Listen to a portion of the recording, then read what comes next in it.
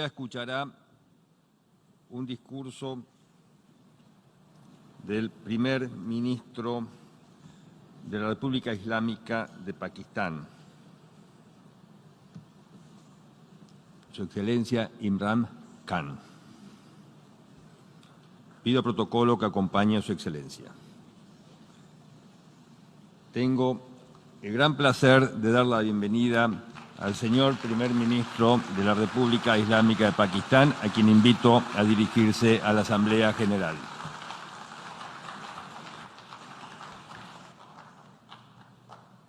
Bismillah ar-Rahman ar-Rahim. Iyyaka na'budu wa iyyaka nasta'in. Mr. President, Honorable Secretary General, Excellencies, ladies and gentlemen, I feel honored today to represent my country at this Forum of World Leaders, where we have a chance to discuss problems that the world is facing. I want to talk about a lot of problems, but just 4 today. And I especially came to this forum despite a difficult time in my country, facing challenges.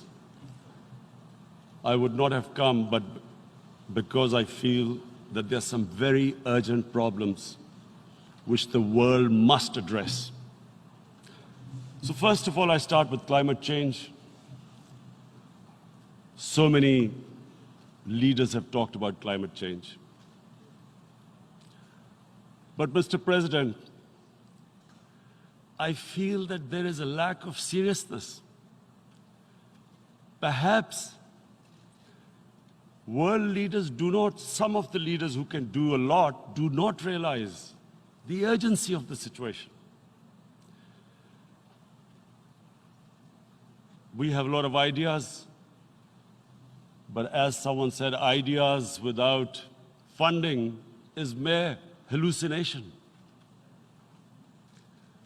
Pakistan, I'll give you start with my own country. Our country is amongst the top 10 nations in the world which are most affected by climate change. We depend upon our rivers. We are mainly an agricultural country. And 80% of the water in our rivers comes from our glaciers. The glaciers not just on the Pakistani side, even India. The river, the 80% of the water in Ganges and the Indian rivers also comes from the glaciers, from the Himalayan glaciers, Karakoram, Hindu Kush. And these glaciers are melting at quite a rapid pace. We detected already 5,000 glacial lakes in our mountains. And if this keeps going, if nothing is done, we are scared that humans are facing a huge catastrophe. In my country, when my party came to power in the province of KP, we planted 1 billion trees in 5 years. Now we've set ourselves a target of 10 billion trees in Pakistan. Idea being to counter the effects of global warming. But one country cannot do anything. This has to be a combined effort of the world. My optimism comes from the fact that humans, the Almighty has endowed humans with great powers. We can do anything, provided our survival instinct is stirred up. And this is really what I hope that the United Nations will take a lead in this. There must be more emphasis. Richer countries must be pushed. Countries that are responsible for, mainly are responsible for greenhouse gas emissions. They must be pushed because our country contributes minuscule amount to greenhouse gases. So I feel that the United Nations must take leadership in this. My second issue for me right now is even more critical. Mr. President, every year, billions of dollars leave the poorer countries and go towards rich countries. Billions of dollars siphoned off by the ruling elites of the developing world. And they find their way into Western bank accounts, offshore accounts, tax havens, expensive properties hidden behind companies bought in Western capitals. Mr. President, this is devastating the developing world. This is causing more poverty, deaths. It's impoverishing the developing world. The difference between rich and poor countries is growing because of this. Money laundering, which happens because money leaves the poorer countries into rich countries, is not treated the same as, for instance, money from drugs or terror financing. The seriousness which terror financing and money from drugs, the way it is treated, it's not the same. The way the poor countries are being plundered by their elites. It's not happening. In my country, when I took charge of our government a year back, in the 10 years preceding that, our total debt went up 4 times. The debt we had accumulated in 60 years, just in 10 years, it went up 4 times. As a result, the total revenue we collected in 1 year, half of it went into debt servicing. How are we going to spend money on our human beings, 220 million people, when half the money is going into debt servicing? Because our country was plundered by the elites, the ruling elite.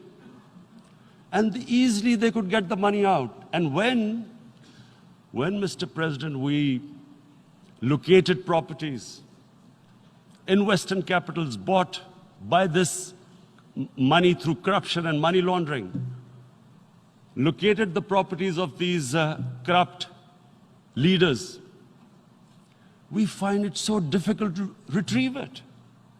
That money, if we retrieved that money, we could spend on our human beings. But it's so difficult. The laws protecting these criminals. We do not have the sort of money to have expensive lawyers and spend millions and millions of dollars. We need help from the rich countries. And Mr. President, it's critical. The rich countries must show political will. They cannot allow this to happen. How can the poor countries spend money on human development, which the United Nations asks, SDG? How are we going to do it when this money can easily leave our countries? So, unless the rich countries intend to build walls to stop economic refugees coming as we see right now, they must take action. They must take action now. It must be a deterrent. Corrupt ruling elites should not be able to take money out easily and park it into foreign bank accounts and into these properties abroad. And I never understand why. Why do we have these tax havens? Why is this allowed? Why shouldn't rich people pay taxes? Why is it legal to have these tax havens where you have these secret accounts? Because, the world is changing. The population of the world is growing. Sooner or later, you're going to have a crisis. If the poor get poorer and the rich get richer, There is going to be a crisis sooner or later. So this is my second point. I hope that the United Nations takes a lead in this. It involves the IMF, the World Bank, Asian Development Bank. They must find a way of stopping this plunder of the developing world. My third point is Islamophobia. There are 1.3 billion Muslims in this world. There are millions of Muslims living in other countries, European countries, in the US, as minorities. Islamophobia, since 9/11, has grown at a pace where it is alarming. Human communities live together. There should be understanding amongst them. But Islamophobia is creating a division. Muslim women wearing hijab, it's become an issue. It's become an issue in some countries. Hijab is some sort of a weapon. A woman can take off her clothes in countries, but she can't put on more clothes. How is this happening? Because of Islamophobia. And how did this Islamophobia start? After 9/11. And why did it start? Because certain Western leaders equated terrorism with Islam. Islamic terrorism. Radical Islam. What is radical Islam? There is only one Islam. And that is the Islam we follow of Prophet Muhammad sallallahu alaihi wasallam. There is no other Islam. Radical Islam, Islamic terrorism, what message did they send to people in the West? And why is there Islamophobia? How is a person in New York, in the Midwest, in the US, in European capital, how is he going to distinguish between who is a moderate Muslim and who's a radical Muslim? Because terrorism has nothing to do with any religion. This Islamic terrorism, Islamic radicalism, and sadly used by leaders, this has been the main reason for this Islamophobia. And it has caused pain amongst Muslims. We in Muslim countries watch this Islamophobia traveling abroad, and it's getting worse. And may I just say, Mr. President, that in European countries, it is marginalizing Muslim communities. And we all know that marginalization leads to radicalization. Some of the people who ended up as militants in Syria and other places were from marginalized Muslim communities. And my point here is that we must address this issue. I'm sad to say that we Muslim leaders have not addressed this issue either. After 9/11, when this thing came about war against radical Islam, rather than Muslim leaders trying to explain to the West that there is no such thing as radical Islam, in all human communities, they are radicals. They're liberals and rest are moderate. All human communities, Christians, Jews, everyone has it. But Islam is not radical, neither Judaism, neither Christianity, neither Hinduism. No religion preaches radicalism. The basis of all religion is compassion and justice, which differentiates us from the animal kingdom. But unfortunately, the Muslim leadership was so scared of being called radical Islam that all of them became moderates. In Pakistan, we were in the eye of the storm, and our government coined a phrase called enlightened moderation. No one knows what it meant. But everyone started putting on Western suits that they were moderates, started speaking. Even those who didn't know English would speak English because they were moderates. No one had a clue what it was.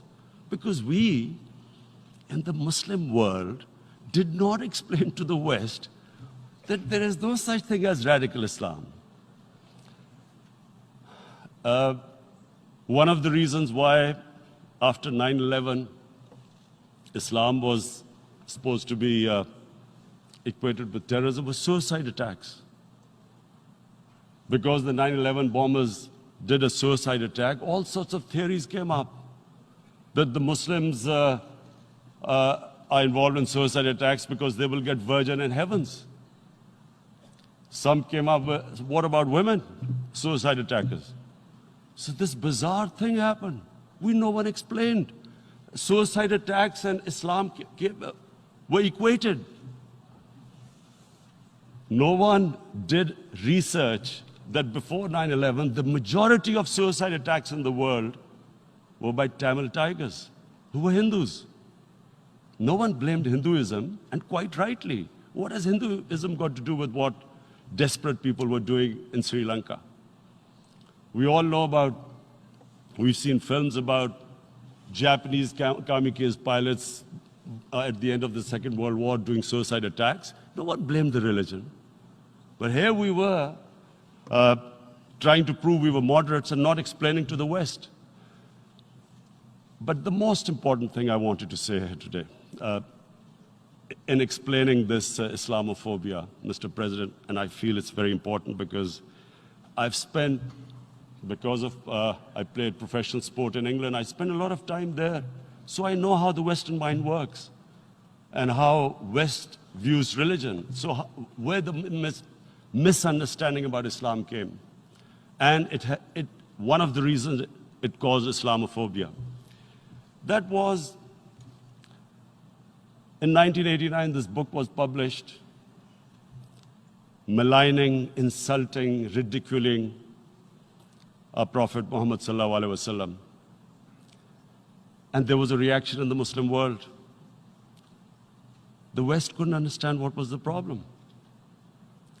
Because in the West, because I have spent so much time in the West, religion is perceived completely differently.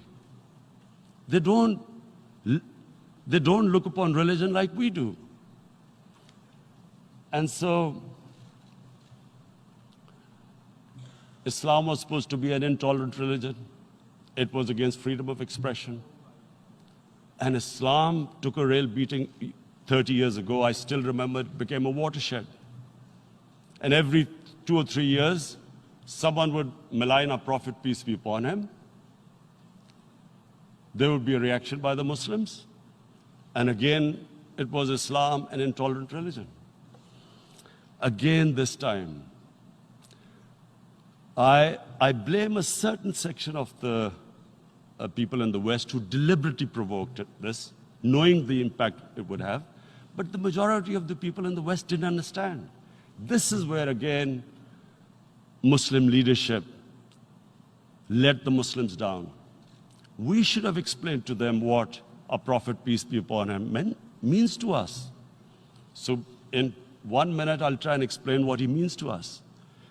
Our Prophet was the witness to the divine book, the Holy Quran. The Holy Quran is the book of guidance for Muslims, and the Prophet's life was living the Quran. He was an example of what the Quran guided us to be. So he is the ideal we all try to get to. The Prophet created the state of Medina, the first state in Islam. That state was the basis of a Muslim civilization which became the predominant civilization for the next 700 years. And what was that state? I hear such strange things about Islam, that it is against women, it's against minorities. The first state of Islam in Medina, it was the first time a welfare state was set up. The state took responsibility of the weak, widows, orphans, poor people, handicapped. It taxed the rich, spent the money on the poor. The state announced that all human beings are children of Adam, hence equal, whatever the color of their skin. The state announced, the Prophet announced that, and slavery, the whole system depended on slavery as it did for many years in the Western societies. The Prophet said that one of the greatest deeds is to free a slave. But because the society depended on slavery, he said, but if you have to treat them as an equal member of the family. And as a result, something happened in a Muslim world which hasn't happened in any other civilization. Slave dynasties appeared. Slaves became kings. The Mamluks, slaves who ruled Egypt. In India, there were slave dynasties. And then, with minorities, again, you hear that Islam is supposed to be against minorities. Let me just make this clear. In Islam, the Prophet announced that everyone was free to practice his religion. It was a sacred duty to protect the places of worship of all religions. He announced that every person is equal in front of law, whatever his religion or his color. And this incredible case, and I always quote this, that the fourth Khalifa, the head of state of Medina, he lost a court case against a Jewish citizen. So, number one, it showed there was a rule of law, no one was above law. And number two, that a Jewish citizen was an equal citizen. So, Mr. President, when a Muslim society is unjust to its minorities, it is going against the religion of Islam and our Prophet, peace be upon him. So, it is important to understand this. The Prophet lives in our hearts. When he's ridiculed, when he's insulted, it hurts. As we human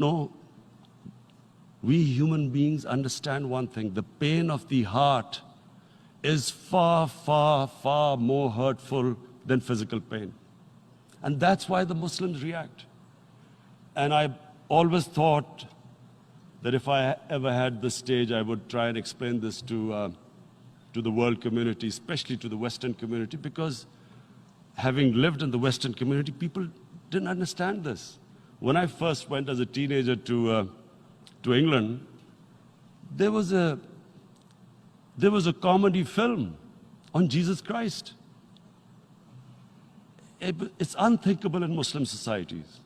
So we need to explain that, look, in a human community, we must be sensitive to what causes pain to other human beings. We have, in the Western society, and quite rightly, the Holocaust is treated with sensitivity because it gives the Jewish community pain. That's all we ask. That do not use freedom of speech to cause us pain by insulting our Holy Prophet. That's all we want. And now, the number fourth point, Mr. President, and this is the most critical point, is the reason why I especially came here. It is about what is happening in Kashmir.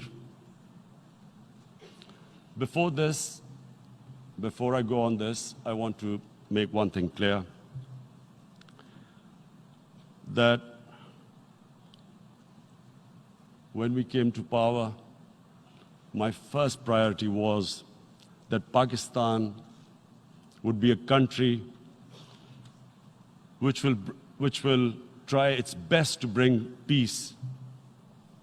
We had been through this war on terror.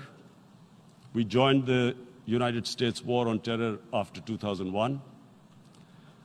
And Pakistan went through one of its worst periods where 70,000 Pakistanis died and over 150 billion was lost to our economy. And Mr. President, I opposed the war because in the 80s, Pakistan had joined the Western countries in what was the freedom struggle then in Afghanistan against the Soviets. And it was funded by the Western countries. These Mujahideen groups, which were treated in guerrilla warfare, were trained by Pakistan Army, funded by the Western countries, and especially US, and they waged what was a freedom struggle in Afghanistan. The Soviets called them terrorists. We called them freedom fighters. 1989,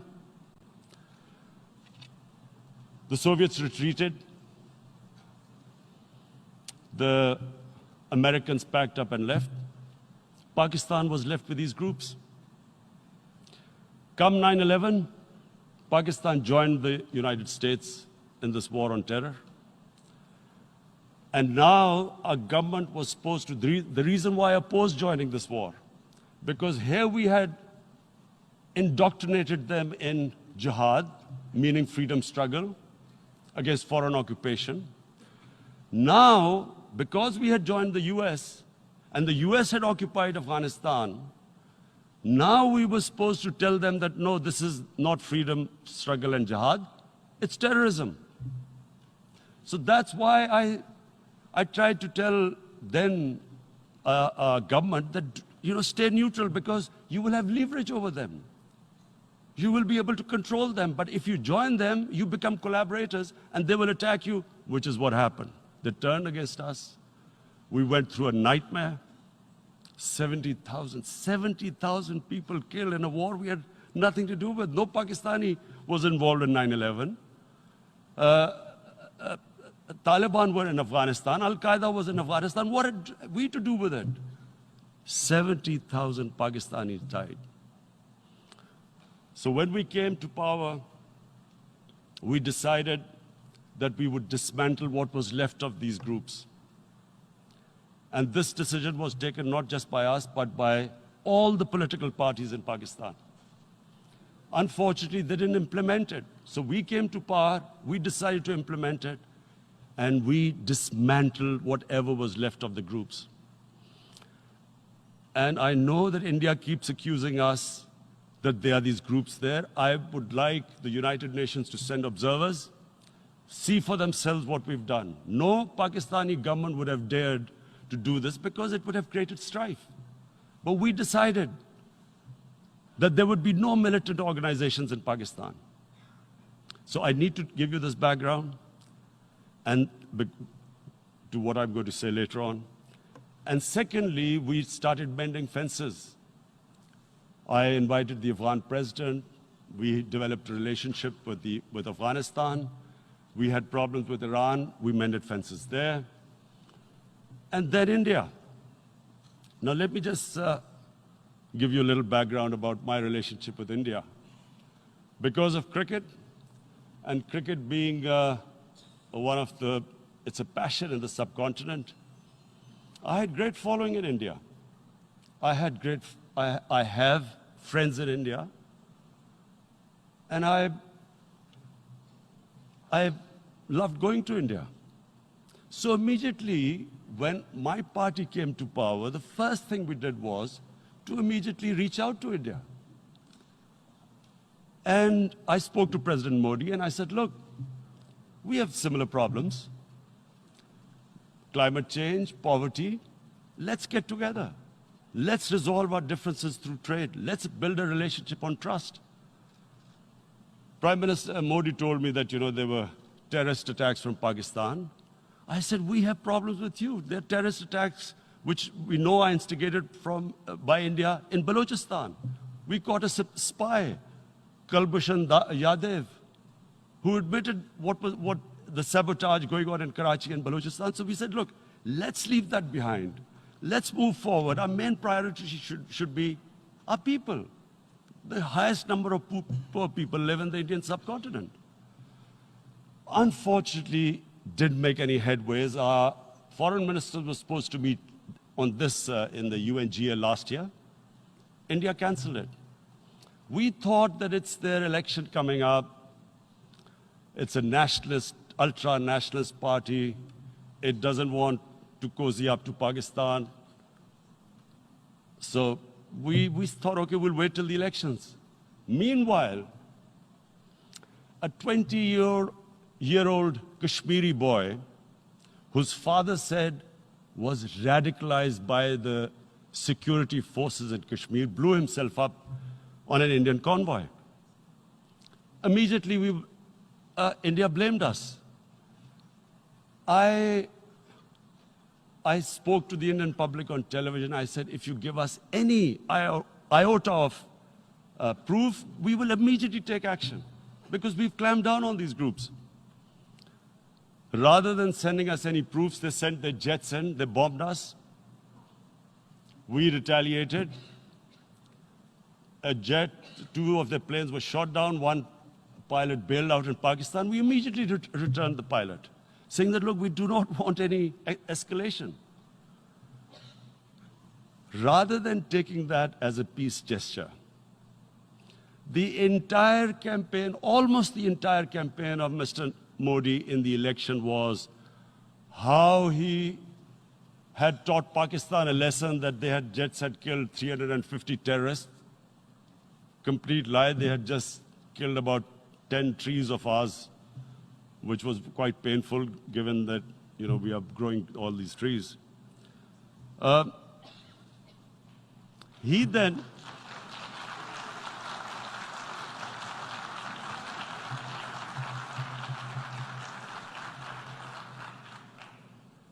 the election campaign, Mr. Modi used words like, this is just a trailer. The movie is about to start. I went into Pakistan and taught them a lesson. This was the election campaign.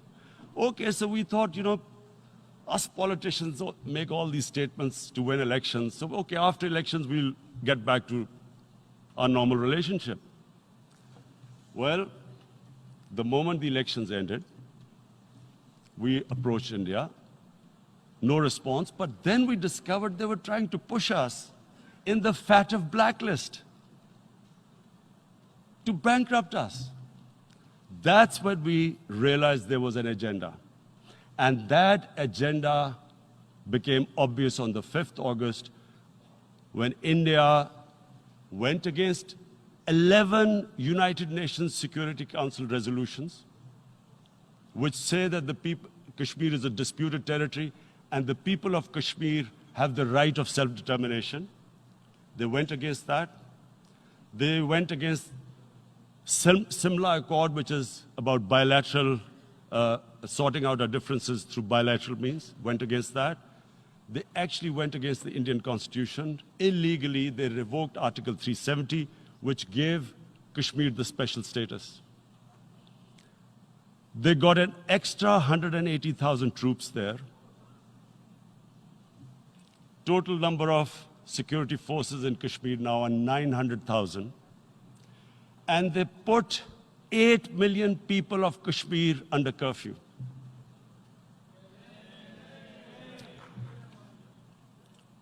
Mr. President, now I just briefly want to make the people understand, how can anyone do something like this? And for that, I have to explain to you what is RSS. RSS, Mr. Narendra Modi is a life member of RSS. RSS was an organization that was inspired by Adolf Hitler and Mussolini, came about in 1925. They believed in racial purity, racial superiority. They also believed they were an Aryan race like the Nazi believed they were an Aryan race. All that I'm saying can be verified. This is the time of information revolution. You can Google all this, what I'm saying. But it is very important for me to explain this to you so you know what is happening in India. This RSS believed in the ethnic cleansing of Muslims from India. At one point, there was racial superiority of the Hindu race.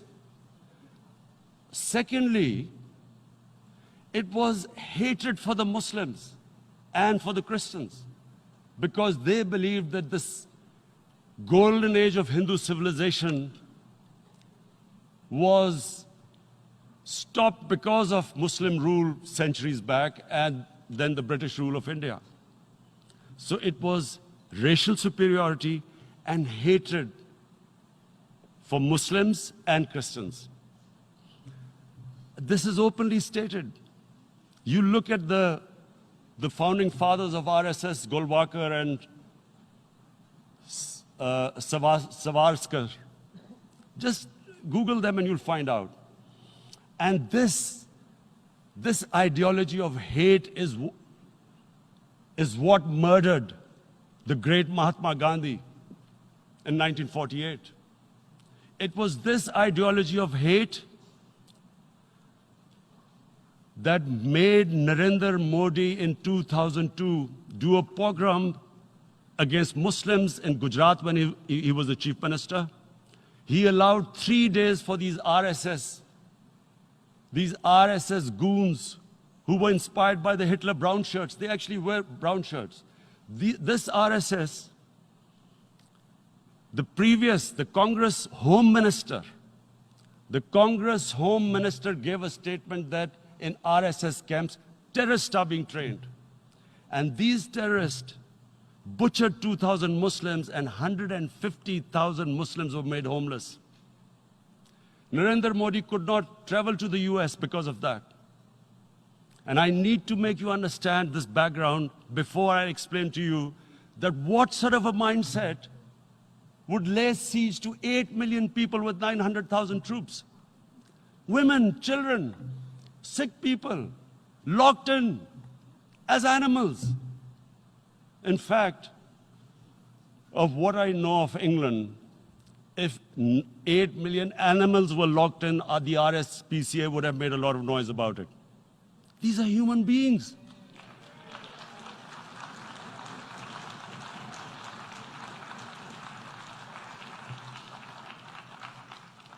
And Mr. President, what comes with racial superiority, these illusions of Aryan superior race, is arrogance.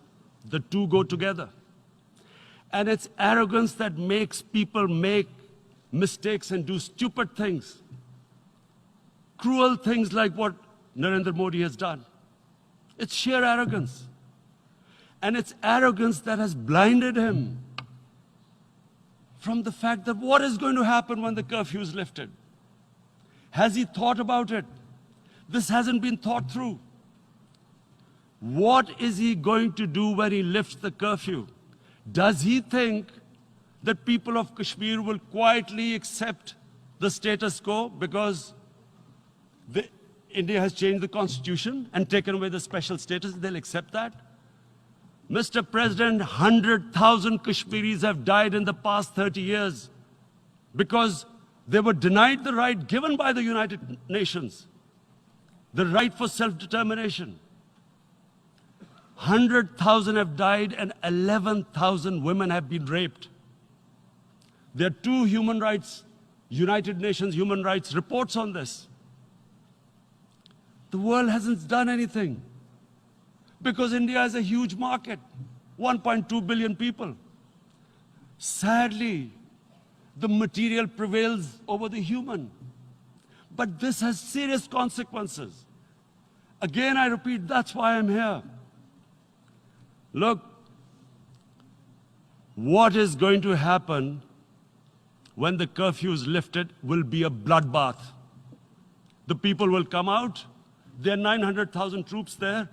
They haven't come to, as Narendra Modi says, he's done this for prosperity of Kashmir. This is supposed to be for the development. These 900,000 troops, what are they going to do when they come out? There'll be a bloodbath. Has he thought it through what happens then? Mr. President, has anyone thought that what happens when there is a bloodbath? What do you think the impact will have on people of Kashmir?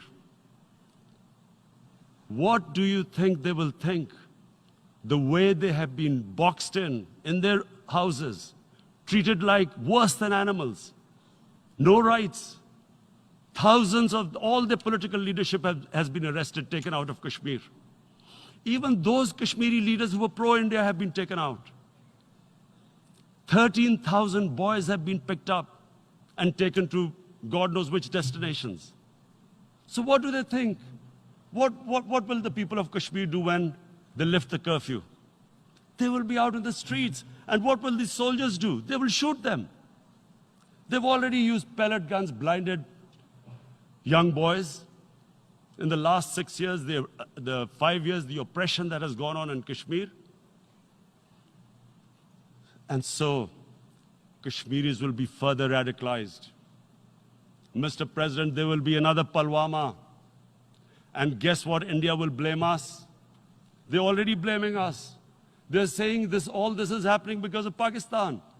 One of their defense ministers said, there are 500 terrorists lined up on the border to go in. Why would Pakistan send 500 terrorists when there are 900,000 troops? What impact are they going to make? What will they do?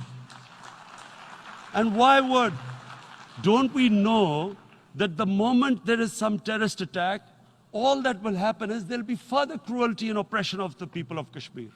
We will just give the 900,000 troops to further crush the people of Kashmir. And then we'll give the Indian government an excuse that, look, Pakistan is a terrorist state, and this mantra that has gone on, Islamic terrorism. The moment you use this catchword, Islamic terrorism, the whole world turns away. No one talks about human rights. You can do whatever you want, which is what has happened in Kashmir, because they keep using this word, Islamic terrorism. And this is what they're doing right now. What do we benefit from further increasing the cruelty on the people of Kashmir? And why would we want this? But there is no other narrative left for India. As when they lift the curfew, whatever happens, Pakistan will be blamed, and there is always a danger of another Pulwama. They might come and bomb us again, and then another cycle might start. And what does Narendra Modi think? That 180 million Muslims of India are thinking right now. Aren't they watching these Kashmiris stuck inside for 55 days they've been stuck in? Aren't they watching? What do you think? Don't you think that the Muslims will be radicalized in India? And I'm talking about 180 million people. And when they get radicalized, there will be some incident in India somewhere down the line. Again, we will be blamed. And I'm warning you right now, again, we will be blamed. And Mr. President, what about 1.3 billion Muslims who are watching this? And they know that it is only happening in Kashmir because they're Kashmiri Muslims. This is not happening to Kashmiri Hindus. They know that this is happening because of their religion. So what do you think they will be thinking? What do you think the Jewish community would think if there were, forget 8,000 Jews stuck like this? What do you think Europeans would think? What do we think? I mean, any human community, if their members are stuck like that, what do you think they will think? Are we a children of a lesser God? Is it not going to cause us pain? And then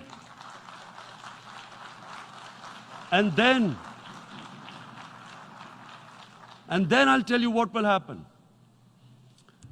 People will, in the 1.3 billion Muslims, someone will pick up arms. I know we've been brought up with films, Western films. This good, decent guy doesn't get justice. he decides to pick up a gun and start seeking justice. There was a film made in New York, famous film called Death Wish. This guy gets mugged by and his family, his wife gets killed or something. He can't get justice. He picks up a gun and he goes around shooting muggers. And the whole cinema cheers him on. So what do you think the Muslims are thinking right now? If there is a bloodbath, there will be Muslims becoming radicals, not because of Islam, but because of what they will see, that there's no justice when it comes to Muslims. There were Rohingya Muslims, Myanmar, who are, God knows, almost 1 million people out, ethnic cleansing. What was the response of the world community? So what do you think will be the response of 1.3 billion Muslims? I picture myself. I'm in Kashmir. I've been locked up for 55 days. I have heard about, and there are rapes, Indian Army going into homes, soldiers. Would I want to live this humiliation? Would I want to live like that? I would pick up a gun. You're forcing people. You are forcing people into radicalization. When people lose the will to live, what is there to live for? And this is what, if you can do this to human beings, you are actually radicalizing people. And so, Mr. President, I want to repeat here, this is one of the most critical times. There will be a reaction to this. Pakistan will be blamed. 2 nuclear-armed countries will come face to face like we came in February. And before we head in that direction, the United Nations has a responsibility. This is why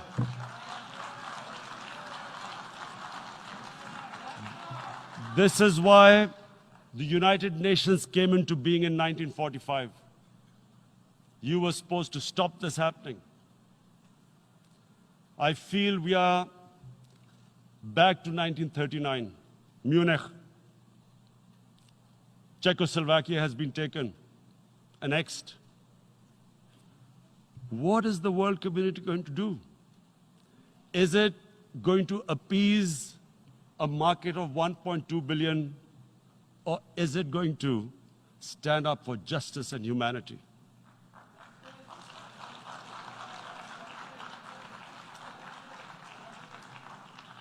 If this goes wrong, you hope for the best, but be prepared for the worst.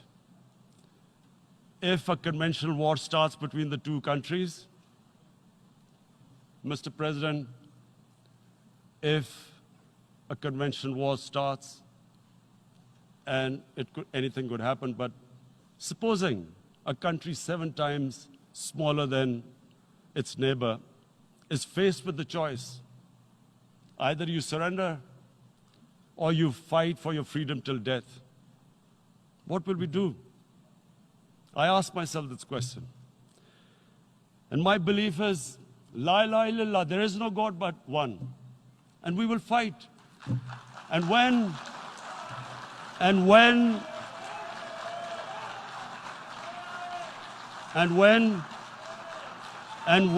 a nuclear-armed country fights to the end, it will have consequences far beyond the borders.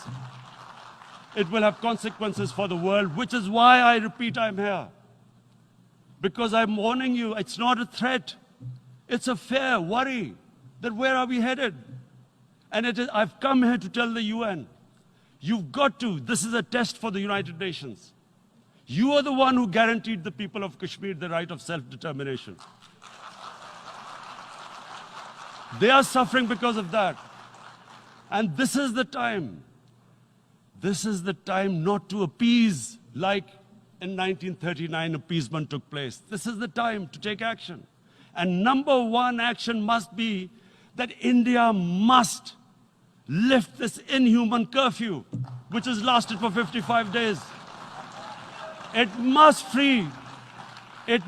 free all political prisoners, and especially those 13,000 boys that have been picked up. Parents don't know where they've disappeared. And then the world community must give the people of Kashmir their right of self-determination. Thank you.